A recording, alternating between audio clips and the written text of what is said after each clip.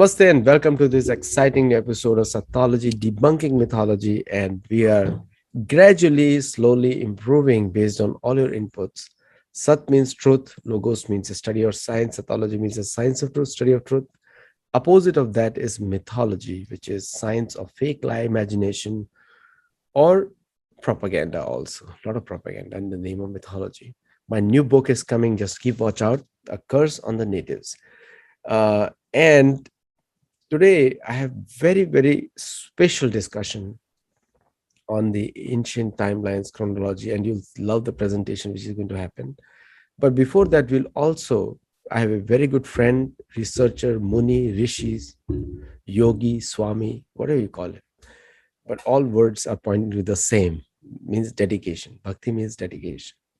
And bhakti is not a negative word, which has been propaganda is being made. But the better word is sadhaka, which is a person who is endeavoring. We're all students. So without delay, let us welcome to Nilesh Oak. Namaskar, Aditya-ji. Namaskar. And looking forward to virtually enjoying your Krishna birthday party from a distance. Thank you so much. Agar aap yahan pe hote, if you're here, we would have really enjoyed a little bit of some more discussion on the timelines, because everybody is worried about timelines. They ignore rest of the stuff, but only focus on timelines. But the whole thing is a package, isn't it? Yes. And timeline is very important, but one aspect of the entire thing. It is not the whole thing. Because you can discuss and you can understand, comprehend, and employ many aspects without timeline. Right. However, to get a complete picture, you need a timeline. Then you get the true aha moments. Yes, that's right. And also the good thing about the timeline is it builds you faith. Just like the archaeological proof. And this is one stupidity, the carbon dating. So carbon dating, they discovered pottery for 2000 years, 4000 years, 5000 years. But most of the carbon dating, we've already spoken about it in one of the earlier shows. The carbon dating process cannot give you the real picture of the actual history. Isn't that right? That is correct. So carbon dating can go up to say around 40-50,000 years. That is okay. Beyond that, you need to use other techniques.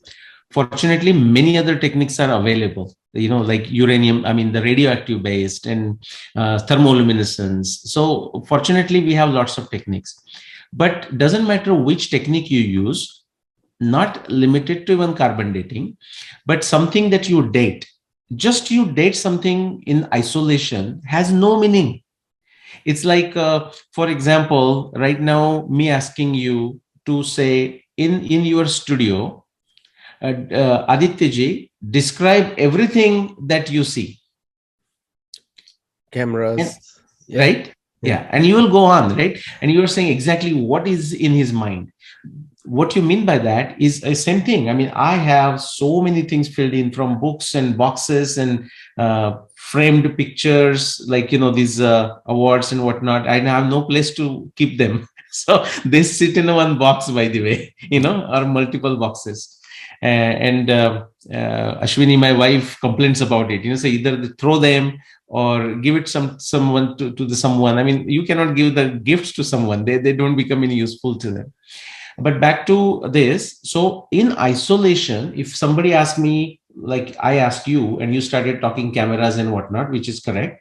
If you ask me, I'll say, well, there is a Tibetan Thangka painting right in front of me here, one example. There is a beautiful murti of Vyasadeva, and there is my filing cabinet, and then there are tax softwares on top of it. You say, what is going on? This is not even connected to each other. Right. And so to connect the thing, for example, in our vedanga, we talk about, the shiksha, like how to pronounce it properly, then the vakaran, then the nirukta, etymology, the original stuff. Then we also talk about different other aspects, like, how to connect it together. That's why we have the Mahabharata, Ramayana. Similarly, the Jyotish, which is the time aspect, is one of the Vedangas, and it is there for a reason. Today also we will talk about it. In fact, that remains my core subject. It's not like I started with that subject. It just came to me, I mean, it's like whatever I was doing, I always ended up going there. And I realized in the whole Indic space, that many people, first thing, they do not understand the importance of this dating and timing. Second thing, if somebody tells them, then they to find a way to explain why this is not important, without giving importance, without understanding that it is one of the critical vedanga. Very few people understand it. So that remains my course, so we will talk about it. But let's there are so many things always happening in the world, almost like a breaking news type of thing. So that's what we are doing these days. We just briefly discuss that and then get into the core subject, so we can do that too. So one of the things which is a good pointer to that, one of the things which is going on is a big campaign against Hindutva, Hinduism, Hinduness, whatever you call it. The best name is Sanatana Dharma or the Vedic culture, which is the oldest name. Hmm. But a big campaign going on. And what is your take on that? And then I'll explain my take on that, please. My take on that is, and there is not one campaign, there are many campaigns. It makes me happy. It makes me happy because that simply means these folks are rattled. In a Indian context, we have this metaphor of Indra, the god of gods, you can say, in a simple, simplistic Western terminology. Indra also comes from Indriya, our senses. And when the senses don't get what they want, which is like a desires, their desires are not fulfilled, then immediately, kama esha, krodha esha, right? When your desire is suppressed, it turns it into anger. And then it's a total destruction. That's what Krishna is saying in Bhagavad Gita. That is exactly what is happening to these individuals, these institutions around the world. Is, in fact, think of it, Hinduism has suffered like no other religion, no other particular civilizational setup around the world. Now, many civilizations did suffer to the extent they have been completely wiped out by the demonic forces. Hinduism is one exception, rather, that has defended its position, and that is also rattles these people. They said, well, we could get rid of the Latin South American cultures. We could get rid of the Native American cultures, and the Native Americans are coming back, and they are still, I feel they are weak, but I'm so glad that things are happening. The so-called pagan movement, like pagan is a derogatory term, but that's what Christians call them. The local cultures. I mean, all the Europeans before they turned to Christianity, they were pagans, or at least Christians would call them pagans. So there is that resurrection of those old traditional European cultures. Rejuvenation of those is happening. Many countries are taking pride into their own individual cultures. So this mainstream, in the sense of the academic sense, sometimes the postmodernists, they will give different names. They are like a chameleon, they will keep on changing the colors, whatever works for them. So they are being rattled. And so I started saying I like it because they are being rattled. And therefore they are finding different ways. This is not the first time. This won't be the last time. In some sense, they want to gaslight us. They want to make us feel rattled. There is absolutely no reason to feel rattled. I mean, Satyology, from Sattology, is what is. I mean, what is the basics? How are you going to dismantle it? For some time, you can camouflage it, you can cover it. And of course, one shouldn't assume that Sat, because it exists, it comes on its own. I mean, it will come on its own. But if we as an individual sadhak, then that is the word Adityaji you use today, as a sadhak, we don't make the effort, then it may take a long time. And in our individual lifetime, or the lifetime of our children or grandchildren, it may not come out. I mean, it is there, but we have to also protect it. so that it doesn't get camouflaged, whatever Sat is out there, and whatever Sat is covered with a dust, so to say, and covers with these coverings of different isms, we have to remove them. And for that, we need the sadhana, we need the effect. So that's what I think. So actually, it excites me that they're truly rattled. And you're absolutely right. They're rattled because despite so many attacks in the name by Max Muller for Christianity, and Islam has always looted Bharat, which has been, we have seen it, Afghanistan, Pakistan, Bangladesh, all have gone. Now, for the first time, they are seeing that the Hindus are now, actually, they're just seeing because of social media, but Hindus Hmm. are always strong in their tradition. Correct. So just now, you're just seeing it right now. Otherwise, we are always strong. I mean, Yeah. so a Hindu has no fear to go to a mosque or a temple because in his heart, Parabrahma, Brahma, Paramatma, Krishna, Ram is always there. Yes.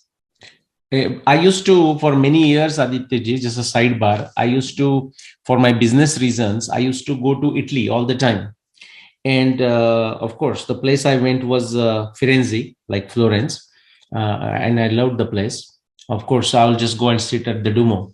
But because I used to spend extended time there, I would, of course, travel through the rural Italy, and I thoroughly loved it. I mean, I have many friends there in different parts of Italy. But I will go to, say, Rome, and I'll go to Vatican, and yeah, I'll spend a whole day there. To your point, like, says the Hindu is not fearful or not into any dogma, like, you cannot come here and so on and so forth. But yeah, absolutely. I mean, I can it the because the Hinduism or Sanatana Vedic Dharma is like a you can say the religion or a dharma of a library. Library gives you what? You study different subject, it gives you different perspective, and it allows you to complete a picture.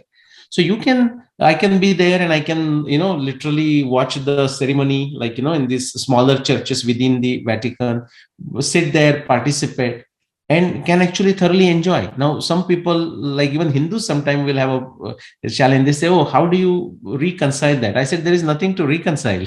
I mean, any place, Sabhumi Gopalki. So when it's there, now that's not to say deliberately you go there. I mean, you have to have your own sadhana, and your sadhana should be so strong that nothing else will That's affect right. you. That's right. One more thing I will add. This is just a sidebar, but because you mentioned it, and I mentioned Vatican and Rome, so it came to me. You may see the photograph, and you might have seen it.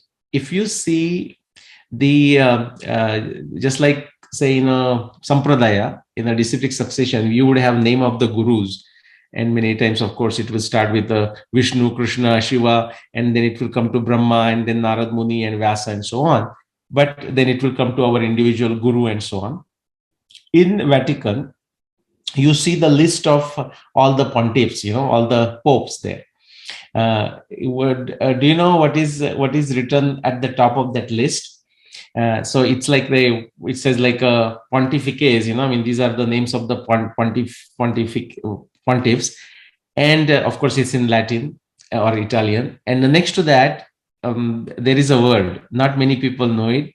That is like of course, it's well known that the Latin came from Sanskrit, but this one is another very visible, blatant giveaway. It says, and I have a photo, of course, and you can see this easily. Search in Google and you'll find it too. Pontifices Swamis. How's that? I don't know, Aditya, if you knew that. And maybe some next time I will show you the picture. Pontifices Swamis. Okay, with a slight mistake in the spelling, but that we understand. So like Svamis, like that. So I think A is missing. So Svamis, or like this. So a Sanskrit person mind or an Indian person who can fill in the blanks. I said, that's a Swamis. I knew that. I got one of the senior person there, and I said, excuse me, like innocently I asked. So pontificates, I understand, that's pontiffs. What is the meaning of a Swami? Like, what is that next word? I didn't say Swamis. That person looked at it. He got another person with some better Latin or something. And then they said, oh, that means holy. So just a sidebar digression, but I thought I'll just mention it. And also the very common question comes in because we all Vedic literature, there's so many books, Hmm. and people say you have to read all of them. I Hmm. said, understand, it's so big that you cannot read all of them, physically not possible. You may Hmm. glance over it. It is very important. Like when we do our research, we glance through Rig Veda, Atharva Veda, different places we glance through to for quotations and other things. Hmm. But from top to down to read, it will take a lifetime or many lifetimes. It Hmm. is Hmm. very difficult to read all of them. Some Hmm. people say unless you have read all of them, then only you are a authority on Veda. Hmm. Well, the Vedanta Krit Veda Vedeva Chaham. What is the purpose of Veda? Why you have to Ah, read it? Who has yes. written it? If you know the purpose, you can actually learn a lot from just one book, Bhagavad Gita. Yeah. But if you do not know the purpose and you are blindly searching, you will Yeah. reach wrong conclusions because there is a lot of infactual or Hmm. non-factual commentaries and verbatims are written on the social media. Is that right? Hmm. Hmm. So the point which I'm trying to say is that because there's so much literature, our yogis, our sadhus, our great acharyas, because we have to use somebody else's experience. Somebody has already done some research. We build on it. We just Yeah. don't jump on it. You know? That is correct. Yeah. And on that point, sorry, you may want to say something, but I don't want to miss. I want to say add to this one what you Yeah. just said. I'll write it I down. Go ahead. I just want to add like the point which is that the Vedic culture, Sanatan Dharma, Hinduism, whatever you call it, Hindutva, you don't have to feel jealous about it. Yeah. It induces an open culture. Accept it. As Yeah. accept it. Try it. Yes. If you try it, the proof of pudding is in the eating. But if you Yeah. don't try it and just blaspheme it, you're Yeah. not going to get anything out of it. It's just Yeah. like you go to a millionaire and start abusing him because you're jealous Hmm. he's a millionaire. Hmm. You're not going to get $1 from him. Yeah. But if you go and say, okay, how you became a millionaire, can I do something about it? Can I remove my poverty or can I become like you? Any Correct. commonsensical man will try to share. Yeah. That's how Vedic culture needs to be seen. You don't Yeah. have to be threatened by it. You have to just make friendships and take it. Correct. Correct. So therefore, Shraddha is required. Number one, like a reverence, conviction, respect. Then Tadvidi Pranipatena. You cannot just go and out of arrogance say, okay, so you want to tell me about Hinduism, and so yeah, tell me. I'm all ears. I said, who cares? That's not the attitude. That the some person will come to. But the first one you said, we always have to build on what is already been done. One wonderful point, I'll use this metaphor in the both sides, so in an Indian context we would use Manu, the first mano, we would say first human being, so to say, in a civilizational sense, and his wife Shatarupa or Satarupa, that's the name you say.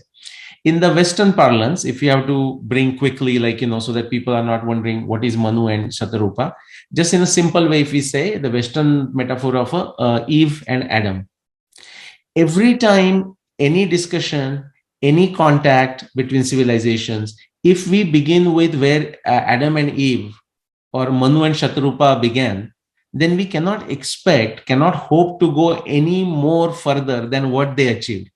From Adam and Eve, from naked, they got to covering themselves with the leaves. That's all we would end up accomplishing. So we have to assume, take that is what we call agama or shabda or established knowledge that is being done by the previous greats, right? We can still question it. That is not a problem. But in any discussion, we have to assume certain knowledge to be valid, right? That is the point.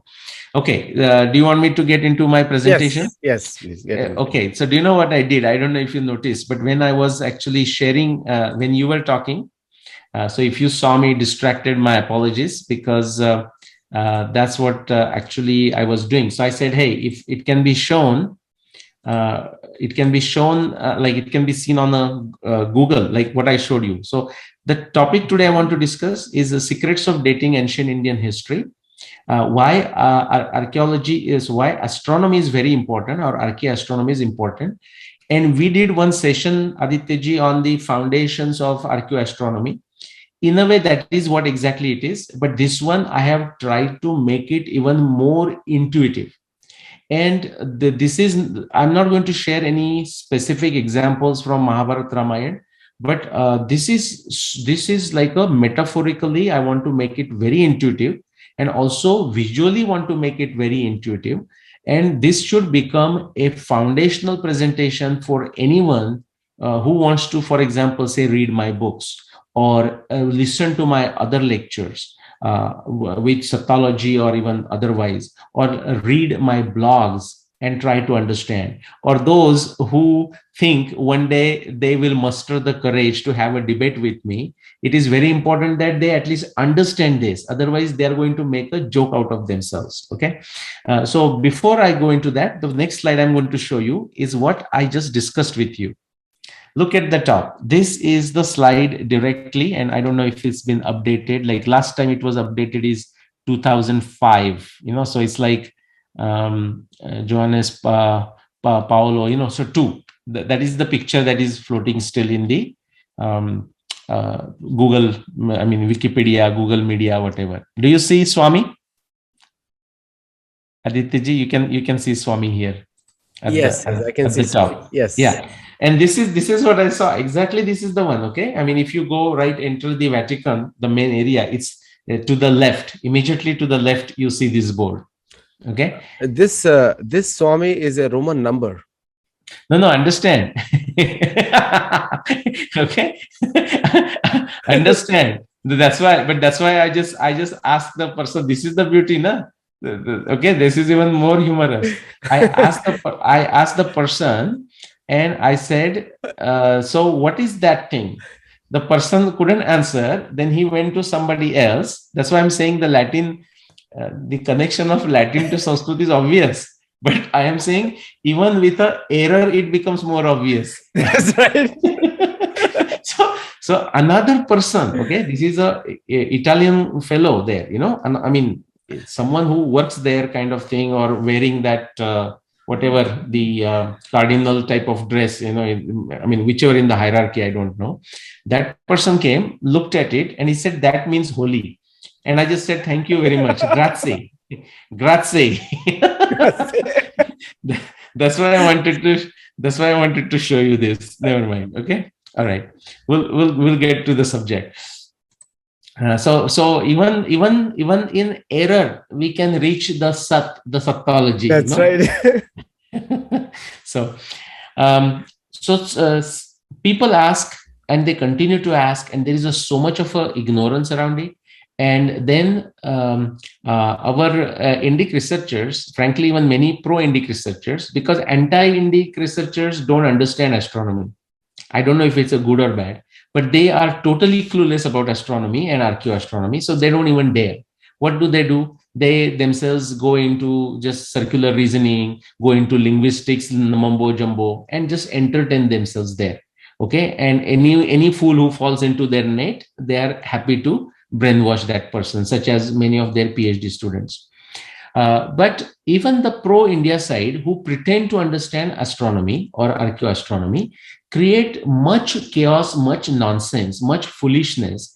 And therefore, I thought, again, this is worth emphasizing and re-emphasizing. So don't be surprised if I come again after some time. So let us look at in a simple way. I thought, Aditya, this may be good for people, because I created these slides, experimented with few, and they loved it. They said, I understand this. So let's start with the 4 imaginations there. Imagine the mystery. So what is archaeoastronomy? Archaeoastronomy evidence, think of this as a tough master lock system with combination locks at 2 different levels. So there is one combination. So you have to open the treasury, let's say, this secret box. It has 2 locks, okay, 2 combination locks separate, and you have to decode both in order to open the mystery. Okay. So first combination of the first level is determined by the long-term phenomenon of the precession of the Earth's axis. I have shown this many times. I'll show it to you today in a much more intuitive picture. There is a second set of combination that you must also unlock before you get into the mystery of archaeoastronomy, and therefore the precise and accurate dating of ancient Indian events. How does that second combination looks? It's of a different kind. It's of a different level, which is determined by the short-term phenomenon of near-Earth movements. And what are those near-Earth movements? Such as the movement of the sun every day. It's rising and setting, but there is a slight change in its position. The moon is very obvious. The position is changing every day, like every 24 hours, we can see distinctly moon has moved. Okay, then occasionally, very rarely, but we do get comets. And then, of course, in the night sky, we can see the planets, their positions are changing. They have a different types of motion. Sometimes they slow down, at least as seen from the Earth, it appears they slow down, or sometimes they speed up. Sometimes they come to a standstill and remain steady. Sometimes they make different shapes in the sky. Like they will make a circular, like an elliptical shape in the sky, like they'll go backwards and then go forward. Sometimes they will create like a English Z letter shape, Z or Z, Z shape. So this is all the things, the positions of the sun, position of the moon, position of the planets, the type of retrograde motions they are doing. And just like a moon, we talk about the Rahu and Ketu, the mathematical nodes, where the orbit of the moon cuts the ecliptic, the orbit of the sun.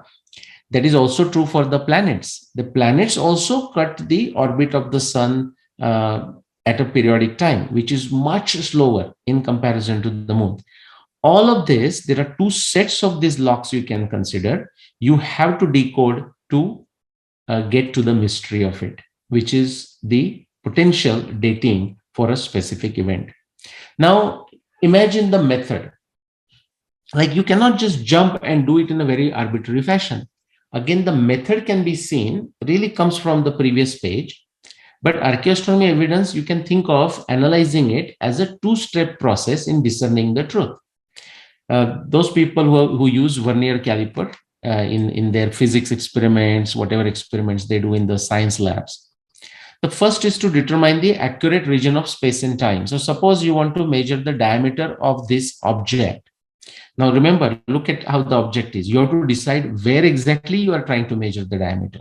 Then once you decide that, you have to very carefully, appropriately set this particular object in a proper fashion between these two prongs. Okay, there is a particular area where you should fit it between these two, not below, not above, and so on. Okay, so once that is done, it gives you the approximate space, okay, or approximate region for what you are looking for. And then for the precision, then you go to the secondary scale. So if you think of the long-term phenomenon, think of the putting this object here into these prongs is equivalent to a long-term phenomenon, which gives you the approximate region of space or region of time. The second one gives you that precise coordinates and may hit the final answer. So this is imagining the method. Now imagine the evidence. Aditya, this is very important for people to understand. I get these emails, which honestly I find a waste of my time. And as the time goes, I cannot respond to them. I have no plan of responding to them. Very juvenile, extremely juvenile levels of questioning. And immediately I can tell when I see the email or even sometime comments on the YouTube that they have not bothered to read my books. They have not bothered to watch my other videos. Or if they're watching the videos, they have not bothered to comprehend it. It's not like you just like a TV or some movie you're watching. No, this is not a movie. You have to put your sadhana that Aditya you referred to. You have to put effort to understand this subject. It's not a difficult subject, but if somebody is thinking without any efforts, they will understand. They will not understand. They will make a chaos and nonsense and foolishness out of it, as you can see many so-called Indic researchers are doing. One of the important thing to remember is to understand the nature of evidence. See, the evidence that we get, we are beggars. When it comes to as a researcher, and we are trying to research the past, and that is frankly true for the future or even present, we are like beggars. The beggars cannot be choosy. We get the evidence what we get. Like we are lucky when we get some evidence. Like many people say, oh, why we not find the chariot? Why we not find the horse? It is very foolish question. People don't understand how the evidence is found. All our evidence, not just archaeoastronomy evidence, evidence of any kind, is frankly a happenstance evidence. We happen to run into that evidence. We happen to be lucky to get that evidence. And then once you have it, you make sure you put it together. Then you need this attitude of being a curious, being investigative, and a detective mindset. And have a detective mindset, it is required to decipher it. A very simple, linear, plain thinking, okay, just a black and white thinking is not going to get you anywhere. Also, it's not like a plug and play like our smartphone. Actually, you need to play with this evidence. You have to explore it via trial and error. And these trial and errors can run for years, can go for lifetime, can go for multiple lifetimes. If you look at the development of a cosmology model in the modern science, in the sense of a Western European science, starting with Ptolemy, and then there is a huge blind spot, dark age in between for 1500 years. And then sort of they picking up the thread with Copernicus when finally the Indian astronomy became known to them. What you find is likes of Copernicus, Kepler, Galileo, Newton, Einstein, they went through trials and errors for years. Okay, this is not some casual and careless going to a telephone shop or phone shop and just getting a Apple phone and plugging it in, charging and using it. It's a trial and error. And the empirical testing is the key, because otherwise people, Adityaji, talk about, well, but in my opinion, I think, also, what is that? Academic consensus things, experts things. No, that's all bullshit. I mean, there is no other word for it. There is a Michael Crichton has written a good article. Very nicely, he says, if it's a consensus, then it's not a science. And if it's a science, then it's not about consensus. Granted, over a period of time, everyone comes to that. Now, everyone agrees with the Newton's laws. Everyone agrees with Einstein's theory. Everyone understands about the action of, say, antibiotics, but it took time. When initially these revolutionary people did something, they were given all kinds of bad names. Okay, they were ridiculed. So that just happens. So we should never do anything. You cannot do anything in science by consensus. You agree to that theory, you accept that theory because it has proved itself using the empirical testing of its predictions. So that is imagining the evidence, understand it's a happenstance. We are lucky to have what we have found. We cannot ask that stupid question. And Aditya ji, you might have heard, and I'm a teacher and I have taught in universities. I still teach in universities and different places. And generally in the question answer session, to ease people's fear, every instructor or teacher or lecturer, speaker says, hey, there are no stupid questions, or only stupid questions are the ones that are never asked and stuff like that. And that is actually correct. I agree with it. But jokingly and also actually seriously, I say, well, there are stupid questions, but I said, please go ahead and ask them anyways. You don't worry about it. I will tell you if it's a stupid question. I'm saying one of the stupid question here is that I get often, why don't you find the evidence of X? And that X can be a horse, X can be a chariot wheel, X can be chariot wheel with spokes, it can be anything, iron, just name it. Palaces, like how come we don't find palaces from Mahabharata times, Ramayana times, and chariots? And it's a stupid question. It is a stupid question because the person who is asking the question has not done any sadhana. He or she does not understand how the evidence is found. All the evidence that we usually have, unless we are doing a controlled experiments to generate evidence, is all happenstance evidence. We are lucky to have it. Okay. And so now, because of this phenomenon that I just mentioned, imagine the consequence of this astronomy. There are these 4 big consequences, and they are, what I'm telling you, Adityaji, these are only for one of the 2 log systems. The first log system, which focuses on the defining the approximately right area using long-term phenomena such as the obliquity, such as the precession of the Earth's axis, obliquity, and then there are many other astronomy phenomena, okay, like a nutation, the combination of nutation with the precession, and so on. But this can get complicated. Let's look at only focus on the consequences. There are four of them. Pole points and therefore pole stars change. As soon as we say that, I get this question all the time. So what to do with the Dhruva Maharaj story from Bhagavad Puran? Well, what do you mean what to do with the Dhruva Maharaj story from Bhagavad Puran? Oh, but Dhruva is always constant. And I say, who told you that? See, always is a relative word. Okay. I mean, right now, who is the president? Who is the president of America? We'll say President Joe Biden, right? Few years ago, we would have asked that question. We would have said President Donald Trump. The point is, for a given time, which may feel like a long time, it's all relative, 5 years or 5,000 years or whatever it is, or 2,000 years typically in the case of a pole star, that is a long enough time to think as if this doesn't change. But if you continue to run the clock of the Kala, then everything changes. That's the beauty, right? Eventually, the whole Brahma's day comes to an end and the world is collapsed, all the stars collapse. What to speak of a Dhruva Tara?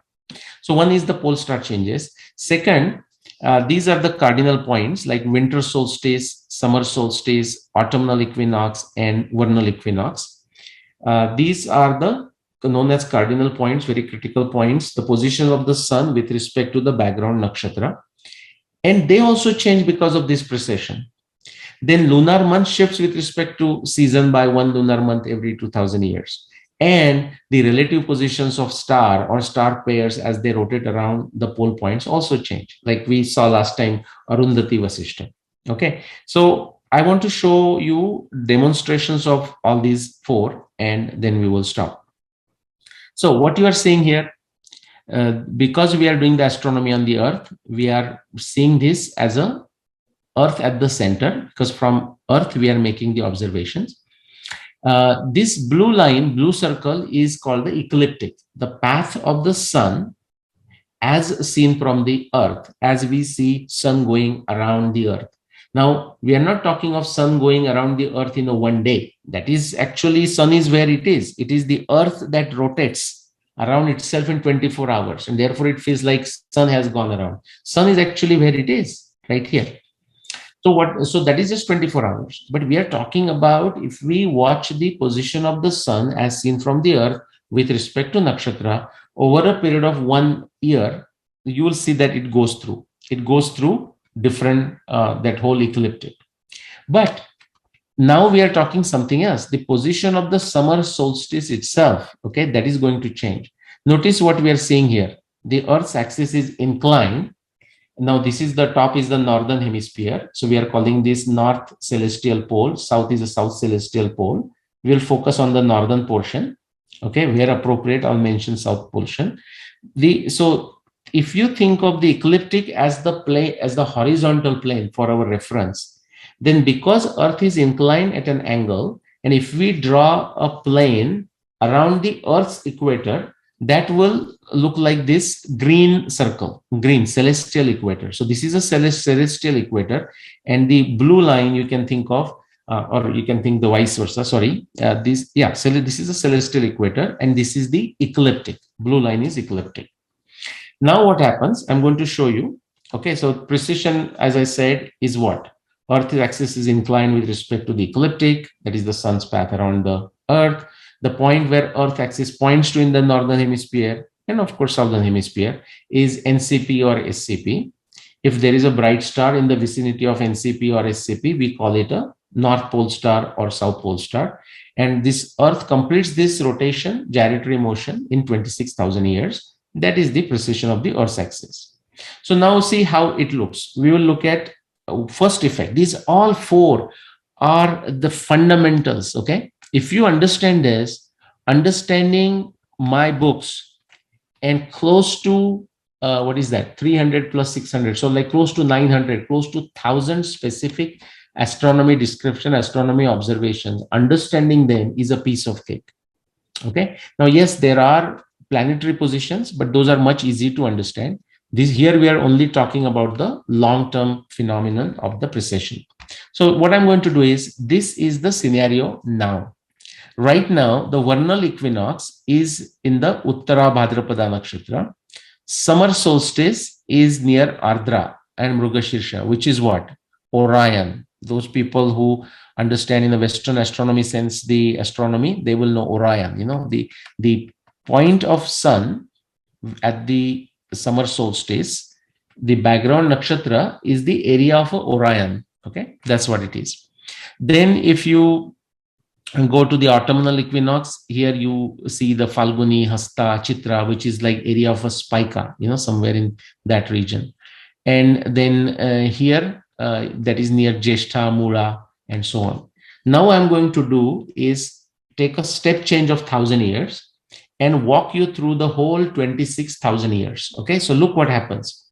The point of NCP is going to change, and the point of summer solstice and all these 4 cardinal points with respect to this background 27 nakshatra that are written there, they're also going to change. Okay, so the NCPs are these and the cardinal points are these. So focus on those. So we will start our clock now today, 21st century.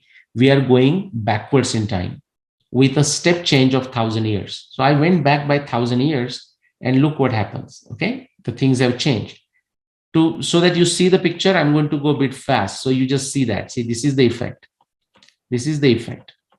Okay, and Earth, remember, Earth is inclined at an angle. Okay, I can go backwards again. I'll come. So this is like 24,000 BC, 26,000 years ago. I can come to our times going like this. Look what is happening. Okay, so Earth's inclined. That's why that green circle, and the blue line is the sun's path as seen from the Earth. Okay, so this is it. So what did you see? Because of that precession, the NCP changes. And now when I do this, look at on the left side, look at those 2 dots, the pink dot here at 21st century, and then the green dot, green diamond, you can say here. As I go backwards, notice that pink diamond and green diamond change their position. That is the point of NCP as seen in the sky. And if there happens to be a bright star, we call that a pole star. So suppose we go backwards to 10,000 BC, or now say 11,000 BC and say 12,000 BC. This is the time of Ramayana. Because this NCP point, next to it, there is a very bright star, the brightest star possible in the both hemispheres. Same thing happens here. This is the Brahma Rashi or Abhijit or Vega, and this is the Agastya or Canopus. So therefore, Ramayana, we have the descriptions of Brahma Rashi as a pole star, or the fact, because Ramayana is happening in the northern hemisphere, so we are not talking of Agastya as a pole star, but there is a description that even Rupa Bhattiji has talked about many times, is that you have to go to the extreme south portion of India before you could see Agastya, because it has gone extreme south, because it is very close to the point of SCP. So that is the one phenomenon that we see. So cardinal points are changing, their nakshatras are changing, and the point of north celestial point is changing. So these are the 2 things that we are seeing in one. Now we are going to look at the third one, and then fourth. We'll be done very fast. This also we have discussed before. So today I'm going to show you through 26,000 years of the precisions of Earth's journey using Chitra or lunar month of Chaitra as the month. So we will start in our times. So remember what is happening. Remember the cardinal points is changing, right?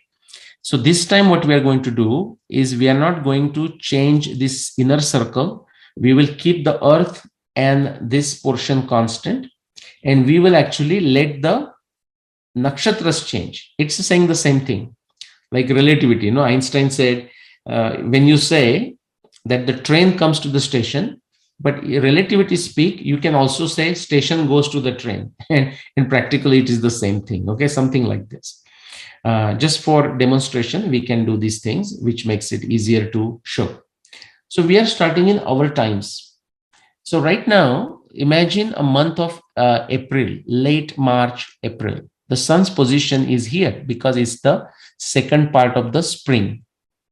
Okay, 21st March is the middle of a spring. Okay, that's when the solar year supposedly should begin. And so sun's position, so if we need to decide the season, we need to look at the sun's position. It is in the second part of Vasanta Rutu or spring season.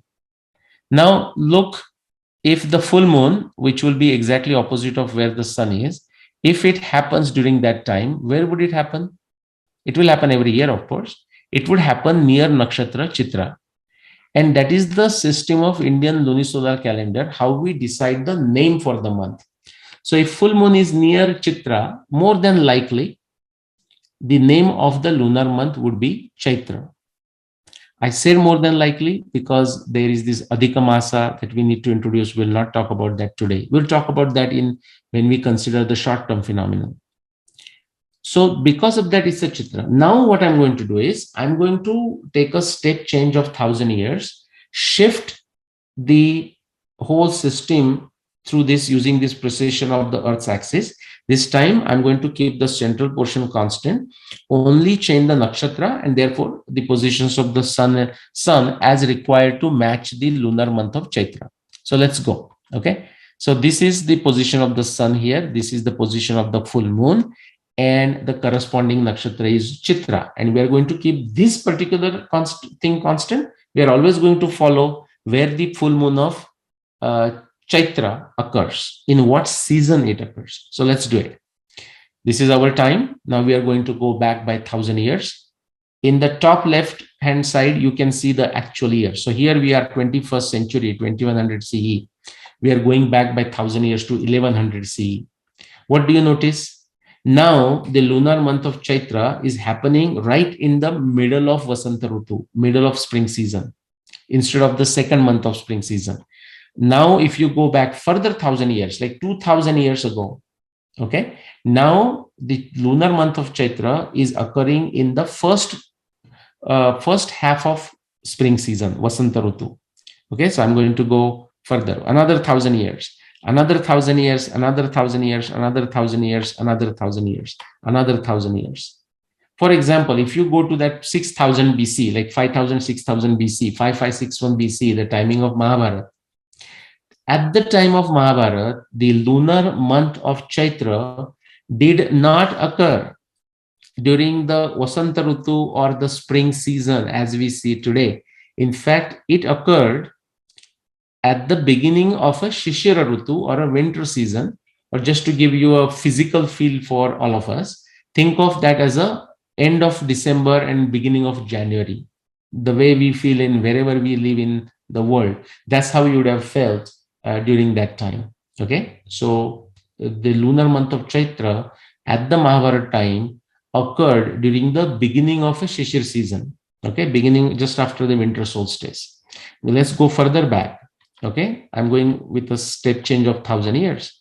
So now if you come to this 12,000 BCE here, okay, 11,900, close to 12,000, 12,209, the timing of Ramayana. And what do you see? The position, because of this precession again, the position of the full moon near Chitra nakshatra is such that it occurred at the time of the Sharat season, around the middle of a Sharat season. That is what is happening in the Ramayana times. That is why you see the descriptions of Chaitram Sri Manayam Masa Punya Pushpita Kanana Yavarajaya Ramasya, Punya Pushpita Kanana. Again, it's think of a fall here in North America, but of course in India too. It's again a time like a Dashara or Dipavali, just before Dipavali, before Dashara and Dashara. It is a time of flowers again, just like we get the flowers in the Vasanta Rutu. That is Ramayana times, and we are going backwards. As we go back, I'm going to take you through a complete cycle. So if we continue to go, notice how it's still the lunar month of Chaitra, but the season is changing. So I took you back all the way through 26,000 years from our times to 24,000 BCE. And what do you see? A repetition of what we are seeing in our times. In reality, what we are seeing in our times is a repetition of what was happening 26,000 years ago.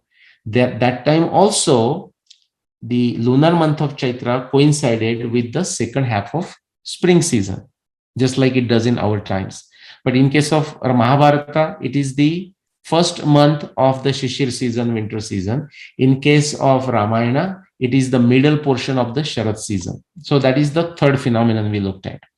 Now, this last one we have looked at it before, Adityaji, when I showed you last time Arundhati Vasishta. But today, deliberately, I'm going to take a other star pair. And it's important that we select the star pair with intelligence, so that it is very easy, obvious for people to see it. It is obvious for us to demonstrate what we want to show. So we cannot just randomly select two stars.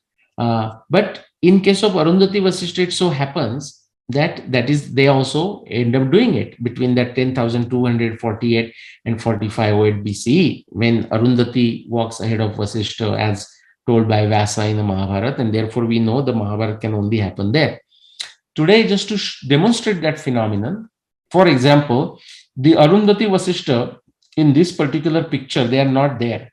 In fact, they are somewhere here, okay, like where I'm rolling the thing, like in the extreme right side outside this picture, that's where they are. So what I'm going to do is I'm going to take two stars from inside this circle of north celestial point. Okay, so what does it do? Because of the precession of the Earth's axis, the point of NCP is changing, and remember, everything rotates around NCP, the north celestial point. And if there was a bright star, then that is the pole star, and then everything appears to rotate around the pole star. If that pole star is not exactly at the point of NCP, but slightly away from it, it is actually considered as a pole star around the world. But because it's not exactly at the point of NCP, it may also be seen as if it's rotating around the NCP. Okay, and those are the type of descriptions that you see, for example, in Skanda Purana, in the Brahmanda Purana, in the Ramayana. You see those descriptions. For example, when you see Brahma Rashir Vishuddhasya Shuddhasya Paramarshaya Archishmantah Prakashante Dhruvam Sarve Pradakshinam, and so on. So now what I want to show you is, because the NCP point is changing, that pink diamond here, okay, we are starting with our times. Therefore, two stars and how they are seen from the earth, who is walking ahead and who is walking behind, as they go around this point of NCP, can change when the NCP changes. So let me take these 2 points. Let me call them point number 1, star 1, and star 2. Now remember, in the northern hemisphere, the movement of all the stars around the North Pole or around the North Celestial Point is in the anti-clockwise direction. So if you look in the north direction or north, what you will see at night is that the stars are kind of in the polar region. The stars are kind of coming up if they are below the horizon, coming up from the northeast area, go anti-clockwise around that north celestial point or north pole star, and then set into northwest region. Okay, so but important point is to remember it is a anti-clockwise movement. If you remember that, that's sufficient. Just to give you a reference, I'm going to draw a line. So one is like a pink line and another one we will call it a sky blue line. Okay, so remember the motion is anti-clockwise, so it has to go this way. Okay, so if you observe in our times and focus on those two stars, how they go around the point of North Pole or North Pole star, you will see that the star shown with the pink arrow will walk ahead, and the star with the sky blue arrow will walk behind. So they will go like this, like this. So they are going to go like this and make a circle in 24 hours around this point of NCP. But now let's go backward in time. Okay, what if that what if we go back by 1,000 years and now everything else is same, right? That has not changed, but the relative orientation of those 2 points as they go around the pole star can change. In this case, not a big difference. Again, the motion is anti-clockwise. It's always anti-clockwise. And what you're going to see is star 1 is going to walk ahead and star 2 is going to walk behind as they make a complete circle in every 24 hours. Let's go backwards further. What if we go to about 3000 BCE?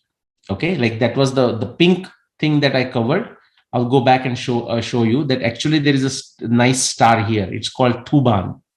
Okay, this star is Thuban, and it has an Indian name, but I will not go there today. It's the 14th star of a Shishumar constellation.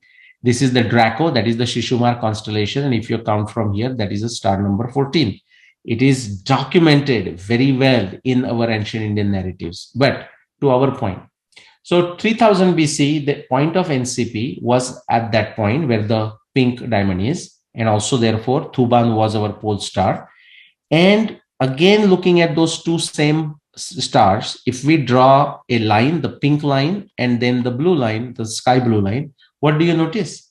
They essentially overlap. So for a practical reason, if you were there in 3000 BC, and if you looked at those two stars, to you, seeing from the earth, they will appear that nobody's walking ahead, nobody's walking behind, and they will go, of course, in the anti-clockwise direction like this, around that pink diamond as the center of the clock, you can imagine, and it will just go like this. Let's go further back. Imagine going back to, say, 9000 BCE. Okay, that's where my NCP is. Again, I'm looking at the same star points, number 1 and number 2. I am going to draw the same lines. The pink line always goes to 1, and the sky blue line goes to 2. Remember, the motion is anti-clockwise. Don't confuse. Okay, now it has to go anti-clockwise always. So in this case, something surprising has happened. Until now, the pink line, the star 1 was always walking ahead. In 3000 BC, no one was walking ahead, no one was walking behind. Now in 9000 BC, it is that star 2 shown with the sky blue line is going to walk ahead of star 1. Do you see it? Because it's always anti-clockwise, no matter which orientation. And now the last one. So yes, there was a time when these two stars would have appeared to as if they have changed their position, who is walking ahead and who is walking behind. Now, if we say go back to plus 8000 from our times, like another 6000 years, or going backwards, that will be 12,000, 14,000, 16,000, 18,000, around 18,000 BC. Okay, going back 20,000 years or so. If you do that, again, the same two stars we are looking at, we draw the pink line to star 1, we draw the sky blue line to star 2. Remember, our motion is anti-clockwise. And again, the original order as if is restored. Again, star 1 will walk ahead, star 2 would walk behind. But there was a time when they both walked together, like in 3000 BC, or there was a time, for example, in 9000 BC, like here I showed you, for example, here, the blue star 2 did walk ahead of star 1. So these are the 4 phenomena that we just looked at.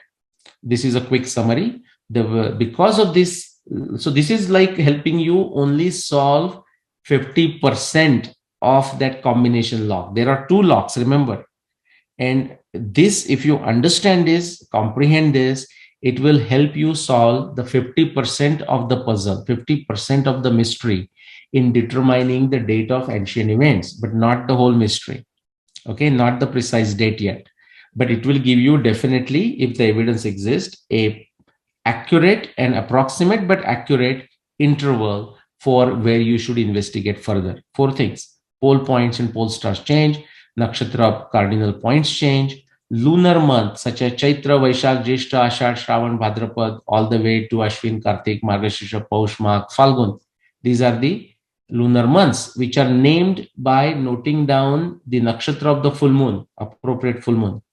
That lunar month shift with respect to season every 2000 years. That is what we saw today. And the last one is the relative positions of the star pairs. It's very important to use the word may. Okay, they may change as they rotate around the point of NCP or SCP as seen from the earth. And that can also again happen, that does happen because of the change in the position of a NCP or SCP. So with that, that is what I wanted to share, Adityaji. And I'm confident and I hope that this serves as the foundational video for anyone who wants to read my books and understand them, anyone who wants to read my blogs, anyone who wants to watch my other videos and also understand them. And this is true if you want to study books of, say, Graham Hancock. Graham Hancock has written many books on archaeoastronomy. If you want to understand Lokmanya Tilak's books, if you want to understand Dr. Anil Narayanan's book, if you want to understand the research of Rupa Bhattiji, or Jivan Rao, you have to. I mean, there are many others I'm saying, but V.B. Ketkar and S.B. Dikshit, Rohini Shakatabhed that we did. You must understand this to understand why that is happening. No, what an interesting viewpoint you said. I went through the entire presentation, and believe me, for the viewers, I'm saying I have started watching the star skies with a proper telescope as well as looking sky view, and kept and actually seeing those stars also.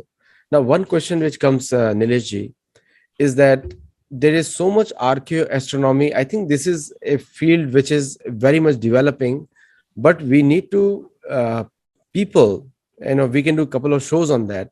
That how they can build skill set in archaeoastronomy, so that they can look at other studies and start learning also. Correct. A great idea. In fact, let me just share something with you that I'm working on, and that's something we can do as a part of Sattology also, like maybe build 2 courses or something. But what I'm right now working on, and the 24, there are not enough hours in the day, and that is the challenge. I'm working with one instructor, very savvy instructor, very experienced instructor in astronomy, based in India, who is teaching famous schools. I think we talked about it. So I will not disclose all the details, but the school that you went to, how about that? Somewhere in India, northern India. And so right now we are building the curriculum. This is not the mainstream curriculum. Mainstream, they will take a very boring course in astronomy because unfortunately it's extremely boring. We talked about that just last week. They go into astrophysics and what metal, what constituents exist on a certain star. That's interesting by itself, but after some time it gets just boring. It's like counting the leaves of every tree in your park, something like this. But so what we are doing is we are building a 6-level certificate course. That's the idea right now. It may get modified to 4 levels, 3 levels, God knows where. But right now we are conceiving as a 6th level. So they can start at like, say, 6th grade, 7th grade, somewhere there, 8, 9, 10, 11, 12. And they can take it in the accelerated fashion. So somebody who is passionate about it, here we talk about challenging a course. Meaning if you think you are ready, you can take that test, you study that material, take the test, and you get that certificate, you go to the next level. Of course, certificate is to just maintain the standards. But the idea is what you said, that the people become expert. Like I can have a certificate into like culinary skills, but if still I don't know how to cook, it's a useless certificate, So this is not about just certificate, but certificate allows us to differentiate and understand that people have gained certain level of expertise. So that's what it's in the works right now, and something you and me can possibly talk offline and see what can be done here.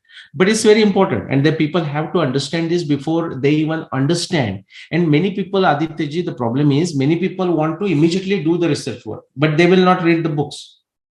They will not read Lokmanya Tilak. They will not read Nilesh Oak. They would not read Anil Narayanan. They will not read Rupa Bhatti. They will not read V.B. Ketkar. They will not read S.B. Dikshit. The whole Indian history of Indian astronomy. They will not read that. So you cannot just jump and do the research. Okay. I can see you. I can see you. I can hear you. So no, that's a good point, because people, like we said in the beginning of the thing, they want to jump, but they do not want to go through the process. Tad vidhi pranipatena is missing. Pariprashana is also missing. So we have people who are falsely proud of everything. Yeah. So, but anyway, just a beginning. Every day is a new day, and every day is a new Suryodaya. Correct. So it's like people want punya phala. People don't want to do activities that creates punya. Correct. So thank you all for joining, and Nileshji, as usual, wonderful session. And Janmashtami is coming, and do watch our next show on Krishna's appearance, which is going live on Janmashtami. Very good. Thank you so much. Thank you. Namaskar to all.